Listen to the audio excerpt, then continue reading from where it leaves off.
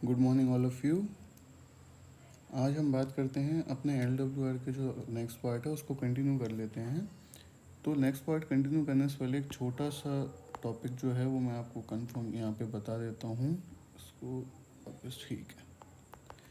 छोटा सा टॉपिक अपना क्या है, बफर रेल।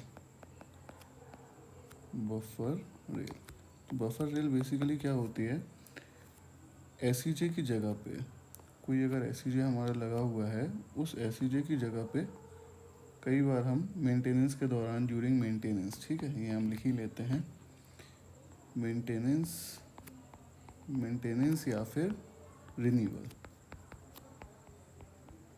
मेंटेनेंस या फिर रिन्यूअल के टाइम पे हम इसको बफर रेल को यूज़ करते हैं। और इस तरह से यूज़ करते हैं कि ये हमें अलाउ करे expansion and contraction, expansion and contraction.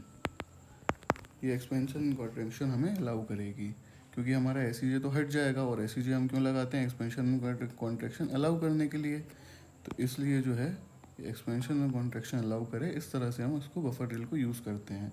अब बेसिकली ये जो बफर रेल होती है वो टेम्परेरी पार्ट होती है, टेम्परेरी होती है।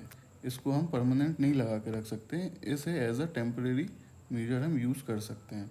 अब ये जो बफर रेल होती है टेम्परेरी यूज़ करते हैं, इसको कैसे यूज़ करते हैं हम, CE या फिर CTE की परमिशन इसमें रिक्वायर्ड होती है। इनकी हमें पहले परमिशन लेना पड़ती है, तभी हम बफर रेल का यूज़ कर सकते हैं। ये तो हो गया हमारा बफर रेल का part.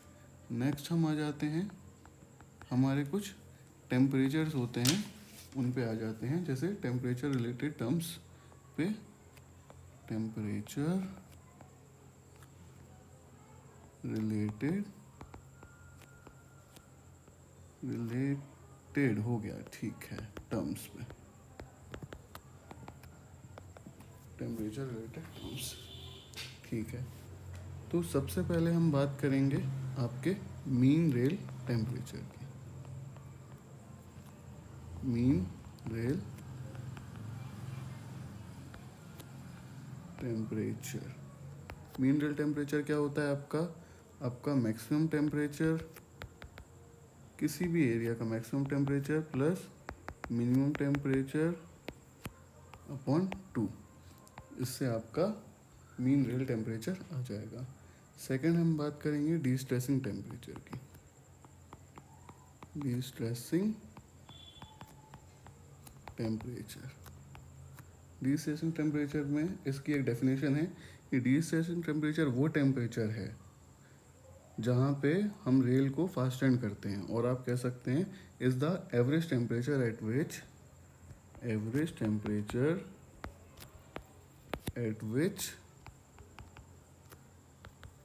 The rail is being fastened, ठीक है। एवरेज टेम्परेचर होता है क्योंकि अब आप जब भी आप रेल को फास्टेंड करना शुरू करेंगे, किसी भी रेल को आप फास्टेंड करना शुरू करेंगे तो आप इधर की क्लिप्स लगाएंगे, इधर से क्लिप्स लगाते हुए आएंगे, और जब आप इधर पहुंचेंगे क्लिप्स लगाते लगाते, तो यहाँ पे आप मान लो T टेम्परेचर पे थे, यहाँ पे आप आके T+T0 टेम्परेचर पे पहुँचेंगे। तो इसका और इसका जो एवरेज टेम्परेचर होता है उसको बोलते हैं हम TD, यानी कि डिस्ट्रेसिंग टेम्परेचर, ठीक है। अब डिस्ट्रेसिंग टेम्परेचर की कुछ कंडीशंस होती हैं, वो मैं आपको बता देता हूँ, जैसे कि जोन वाइज होती हैं इसकी कंडीशंस। कलर चेंज कर लेते हैं। जोन 1, 2, 3, ये जो 3 जोन्स हैं, ऑल रेल सेक्शंस की बात कर रहे हैं हम, ऑल रेल सेक्शंस की। यहाँ पे 52 kg से कम भी हो सकते हैं किसी के सेक्शन के वेट। तो ऑल रेल सेक्शन की बात करते हैं, तो जो आपका डी होता है, जो डिस्ट्रेसिंग टेम्परेचर, वो किसके बराबर होगा, आपके Tm+5 डिग्री सेंटीग्रेड। ये आपको बिल्कुल याद करना है, ये बहुत इम्पोर्टेंट है। TD जो होता है आपका Tm+5 होता है जोन 1, जोन 2, जोन 3 के केस में। सेकंड हम बात कर लेते हैं जोन 4 के केस में।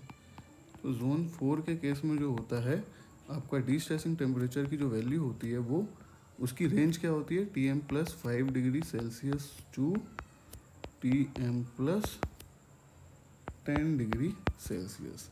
ये भी बहुत इम्पोर्टेंट है, इसको भी आपको याद करना है।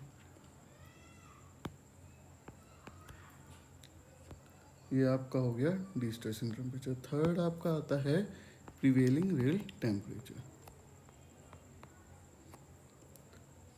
क्या होता है आपका प्रिवेलिंग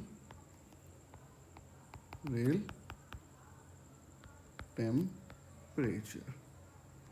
प्रिवेलिंग रेल टेम्परेचर से सीधा सीधा मतलब है टीपी। यहाँ पे प्रिवेलिंग रेल टेम्परेचर का मतलब है कोई भी वो टेम्परेचर जिस पे आप मेंटेनेंस वर्क कर रहे हैं, उसी टेम्परेचर को आप बोल देंगे प्रिवेलिंग रेल टेम्परेचर। जैसे कि आप मेंटेनेंस वर्क करने के लिए गए, maintenance work is being done at that temperature। जो उस टाइम पे जो टेम्परेचर होगा वो आपका टीपी हो जाएगा। और आप मेंटेनेंस वर्क करने जाएंगे तो वहाँ पे जब भी आप अपना थर्मामीटर लगाएंगे रेल पीस पे, तो वहाँ पे जो भी टेम्परेचर आपका आ रहा होगा थर्मामीटर में, जो भी आपका टेम्परेचर आ रहा होगा वो आपका क्या होगा, प्रिवेलिंग रेल टेम्परेचर। ठीक है, अब हम बात करते हैं स्ट्रेस फ्री रेल टेम्परेचर की। फोर्थ हमारा है स्ट्रेस फ्री रेल टेम्परेचर। ठीक, तो स्ट्रेस फ्री रेल टेम्परेचर को हम डिनोट करते हैं टी नॉट, यानी यहाँ पे स्ट्रेस नहीं है रेल के अंदर किसी भी। अब बेसिकली हम चाहते तो ये हैं कि टी डी जो है वो हमारा हमेशा इक्वल हो किस चीज़ के, टी नॉट के, लेकिन ज़्यादातर ऐसा हो नहीं पाता है, इसीलिए हमें टी नॉट की अलग एक डेफिनेशन यूज़ करनी पड़ी। टी नॉट वो टेम्परेचर है जहाँ पे अपनी रेल जो है वो स्ट्रेस फ्री है। तो हम इसकी अब कहाँ गया, इसकी हम डेफिनेशन क्या लिख लेते हैं, टेम्परेचर एट विच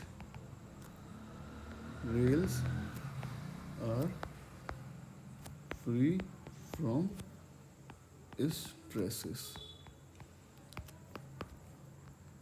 हम चाहते तो हैं कि टी डी हमारा टी नॉट के बराबर हो, लेकिन हम टी डी को टी नॉट के बराबर क्यों नहीं कर पाते हैं, क्योंकि वही बात हो गई, मैंने आपको अब भी बताया कि जब हम फास्टनिंग करते हैं तो कुछ चेंज हो जाता है टेम्परेचर, तो वहाँ पे हमारा टी डी थोड़ा चेंज हो जाता है टी नॉट से।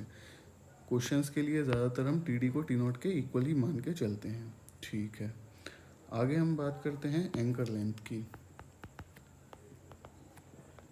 एंकर लेंथ अभी आपको समझना बहुत ज़रूरी है, अच्छे से समझना इस चीज़ को।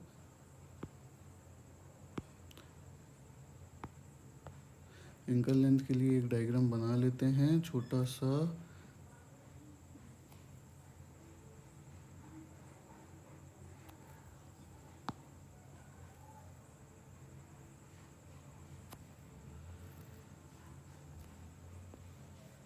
ये हमारा एससीजे हो गया। अब हम क्या करते हैं,